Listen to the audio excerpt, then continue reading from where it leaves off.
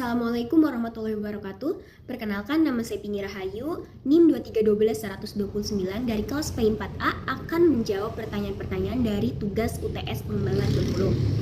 Yaitu yang pertama, ada pertanyaan tentang kurikulum development. Kurikulum development adalah proses sistematis dalam merancang, menyusun, dan mengembangkan kurikulum baru secara menyeluruh, mulai dari perencanaan hingga implementasi. Proses ini mencakup identifikasi kebutuhan peserta didik, penetapan tujuan pendidikan, pemilihan konten pembelajaran, metode pengajaran, dan sistem evaluasi. Salah satu contohnya yaitu pengembangan kurikulum merdeka oleh Kementerian Pendidikan, Kebudayaan, Riset, dan Teknologi Indonesia sebagai pengganti kurikulum 2013. Kurikulum ini menekankan pembelajaran yang lebih fleksibel, berfokus pada penguatan karakter, dan pengembangan kompetensi abad 21.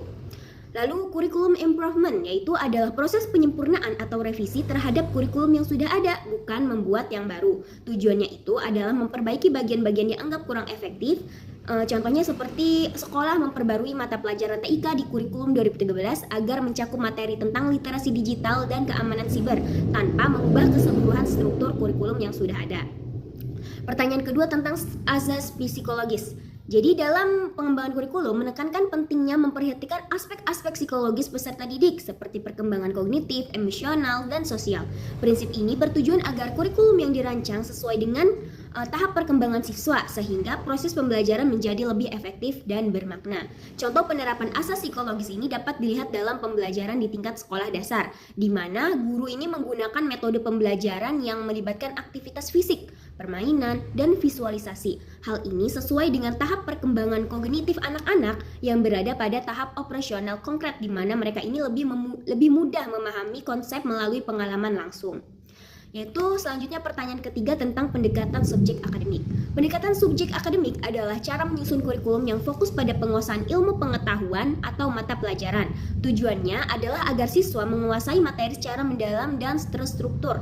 Contohnya itu kurikulum SMA yang terpisah jadi mata pelajaran seperti matematika, fisika, dan bahasa Indonesia, di mana tiap mata pelajaran ini diajarkan sesuai struktur ilmu masing-masing.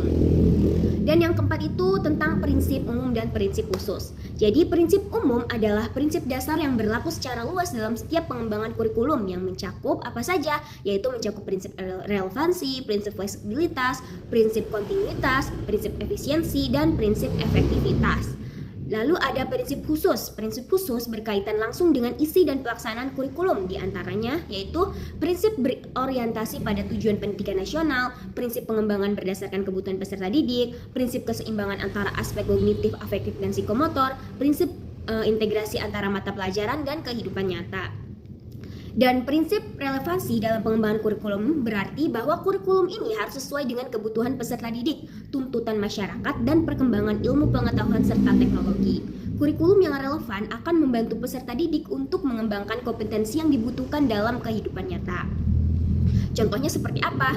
Yaitu contohnya dalam era digital saat ini. Pengembangan kurikulum di tingkat sekolah menengah memasukkan mata pelajaran seperti teknologi informasi dan komunikasi yang mencakup keterampilan dasar pemrograman, penggunaan perangkat lunak produktivitas, dan pemahaman tentang keamanan siber.